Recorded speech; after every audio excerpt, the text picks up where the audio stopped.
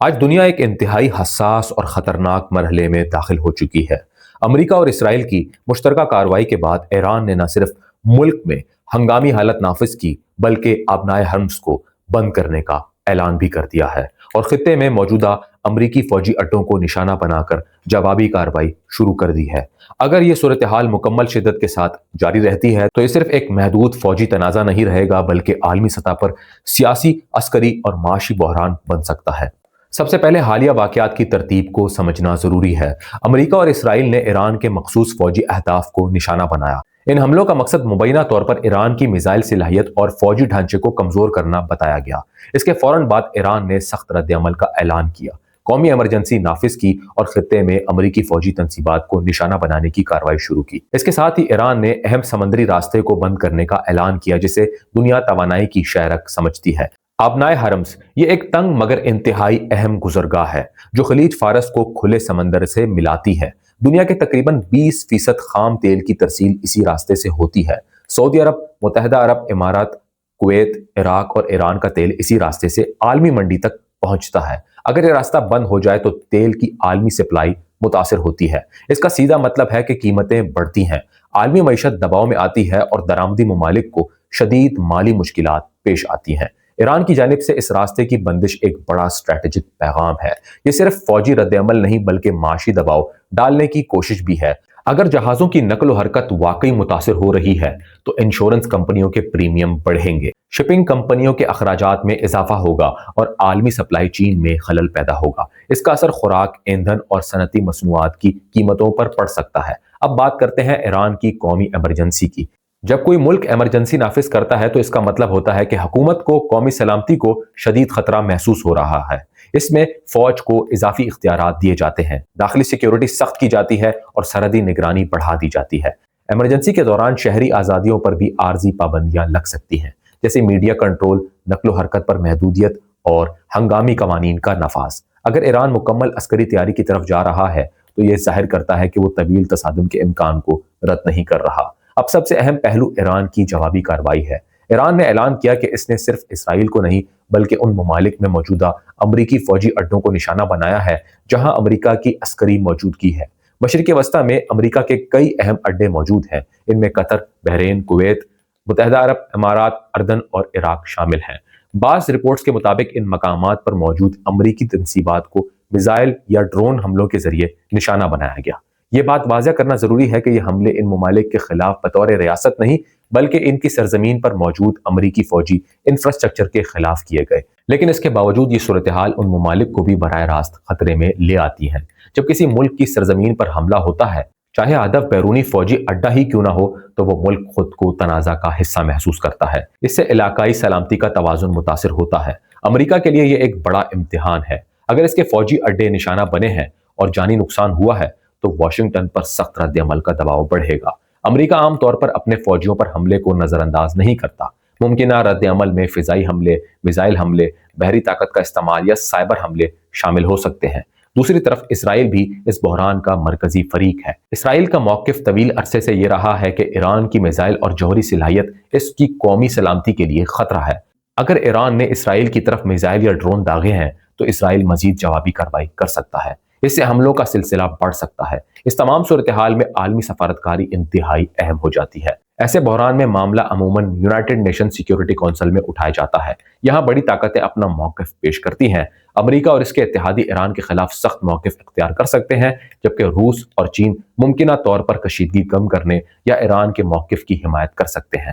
اگر عالمی سطح پر اتفاق رائے نہ بن سکا تو سیاسی تقسیم مزید گہری ہو سکتی ہے۔ معاشی اثرات فوری ظاہر ہونا شروع ہو جاتے ہیں۔ تیل کی قیمتوں میں اضافہ عالمی منڈیوں کو ہلا دیتا ہے۔ پاکستان جیسے ممالک جو تیل درآمد کرتے ہیں، ان کے لیے صورتحال خطرناک ہو سکتی ہے۔ مہنگائی بڑھ سکتی ہے، بجلی کی قیمتوں میں اضافہ ہو سکتا ہے اور زر مبادلہ کے ذخائر پر دباؤ آ سکتا ہے۔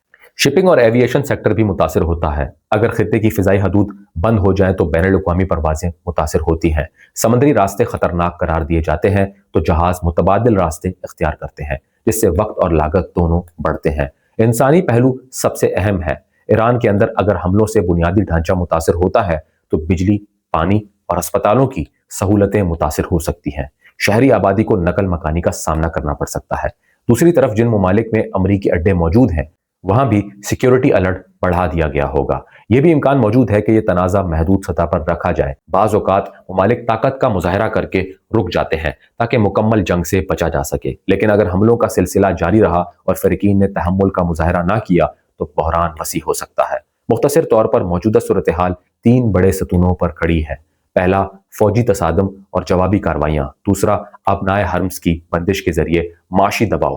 तीसरा, खित्ते में मौजूदा अमरीकी फौजी अड्डों को निशाना बनाने से जोग्राफियाई फैलाव। ये तीनों अवामिल मिलकर इस बहरान को सिर्फ एक दो तरफा जंग नहीं बल्कि कसीरुल जहती बहरान बना देते हैं। अब सवाल यह है कि आगे क्या होगा? क्या ये हमलों का महदूद सिलसिला रहेगा या एक वसी इलाकाई जंग में तब्दील हो सकता है? सबसे पहले अमेरिका के मुमकिना रद्द अमल को समझते हैं। अगर अमेरिकी फौजी अड्डों पर हमलों में जानी नुकसान हुआ है तो वाशिंगटन के लिए खामोश रहना मुमकिन नहीं होगा। अमेरिका आमतौर पर अपने फौजियों और तनसीबात पर हमले को बराह रास्त जंगी इकदाम समझता है। ऐसे हालात में अमेरिका 3 सतहों पर जवाब दे सकता है। पहली सतह महदूद फिजाई और मिसाइल हमलों की हो सकती है, जिनमें ईरान की मखसूस फौजी तनसीबात को निशाना बनाया जाए। दूसरी सतह बहरी ताकत के इस्तेमाल की हो सकती है, खास तौर पर अगर आबनाए हर्म्स को दोबारा खोलने के लिए बहरी ऑपरेशन शुरू किया जाए। तीसरी सतह साइबर जंग की हो सकती है, जिसमें ईरान के दिफाई निज़ाम, कमांड एंड कंट्रोल सिस्टम और मालियाती ढांचे को निशाना बनाया जा सकता है। अगर अमेरिका बहरी कार्रवाई शुरू करता है तो खलीज का इलाका फौरी तौर पर अस्करी तनाव का मरकज बन जाएगा। अबनाए हर्म्स की बंदिश सिर्फ माशी मसला नहीं बल्कि स्ट्रेटेजिक चैलेंज है।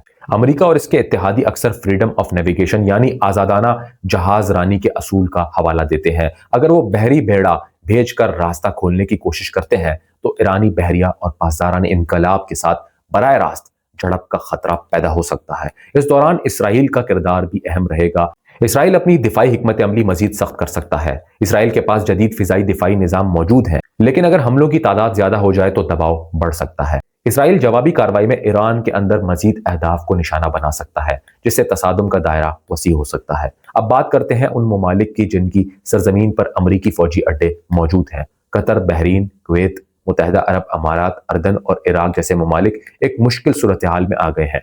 ईरान ने इनकी सरजमीन पर मौजूदा अमरीकी तंजीबात को निशाना बनाया है। इसका मतलब है कि ये ममालिक खुद को जंगी माहौल में महसूस कर रहे होंगे।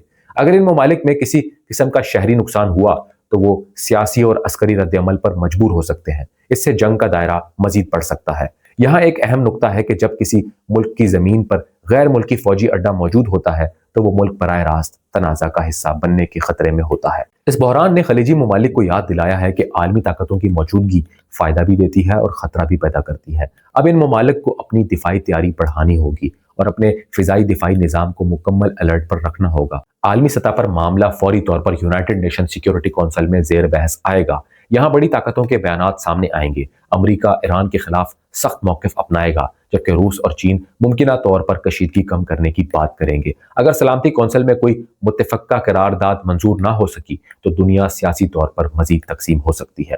माशी असरात अब वाज़ह होना शुरू हो चुके होंगे। अगर तेल की कीमतों में नुमाया इजाफा हो चुका है तो इसका असर आलमी सतह पर महसूस होगा। यूरोप और एशिया के कई ममालिक खलीजी तेल पर इन्हिसार करते हैं। कीमतों में इजाफा महंगाई को बढ़ाएगा। आलमी स्टॉक मार्केट्स में उतार चढ़ाव आएगा। सरमायाकार गैर यकीनी सूरत हाल के बायस महफूज सरमायाकारी की तरफ जाएंगे। पाकिस्तान जैसे ममालिक के लिए यह वक्त निहायत हसास है। तेल की कीमत बढ़ने का मतलब है दरामदी बिल में इजाफा। अगर रुपए पर दबाव बढ़ता है तो महंगाई में मजीद इजाफा हो सकता है। ऐसे हालात में हुकूमतों को फौरी माशी हिकमत अमली तैयार करनी पड़ती है। इंसानी पहलू को नजरअंदाज नहीं किया जा सकता। अगर ईरान में हमले जारी रहते हैं तो शहरी जिंदगी मुतासिर होगी, बुनियादी ढांचा नुकसान का शिकार हो सकता है, अस्पतालों पर दबाव बढ़ेगा। दूसरी तरफ खलीजी ममालिक में भी सिक्योरिटी सख्त होगी और आवाम खौफ के माहौल में रहेंगे। एक और खतरा गलत अंदाजे का है। जंग के दौरान अक्सर फैसले तेजी से और दबाव में किए जाते हैं। अगर किसी फरीक ने गलत इत्तला पर बड़ा हमला कर दिया तो सूरत हाल काबू से बाहर जा सकती है। इसीलिए सफारतकारी इंतहाई जरूरी है। अगर पस पर्दा मुज़ाकरात जारी रहें तो ये बहरान महदूद भी रह सकता है। मुमकिना मंजरनामे 3 हो सकते हैं। पहला ये कि दोनों तरफ से महदूद हमले हों और चंद दिन या हफ्तों बाद जंग बंदी हो जाए। दूसरा यह कि हमलों का सिलसिला जारी रहे और एक तवील इलाकाई तसादुम शुरू हो जाए। तीसरा यह कि आलमी ताकतें बराह रास्त शामिल हो जाएं और बहरान वसी जंग की शक्ल इख्तियार कर ले। फिलहाल दुनिया एक नाजुक तवाजुन पर खड़ी है। अगले चंद दिन फैसला कुन होंगे। अगर बहरी रास्ता खोलने के लिए फौजी कार्रवाई होती है या अगर ईरान मजीद बड़े हमले करता है تو صورتحال مزید بگڑ سکتی ہے، لیکن اگر سفارتی کوششیں کامیاب ہو گئی تو کشیدگی کم بھی ہو سکتی ہے۔ آخر میں یہ کہنا ضروری ہے کہ یہ بحران صرف ایک فوجی تصادم نہیں بلکہ عالمی سیاسی اور معاشی چیلنج ہے۔ اس کے اثرات توانائی، معیشت، سفارتکاری اور عوامی زندگی پر بیک وقت پڑ رہے ہیں۔ آنے والے دنوں میں ہر بیان، ہر حملہ اور ہر سفارتی قدم اس جنگ کے رخ کا تعین کرے گا۔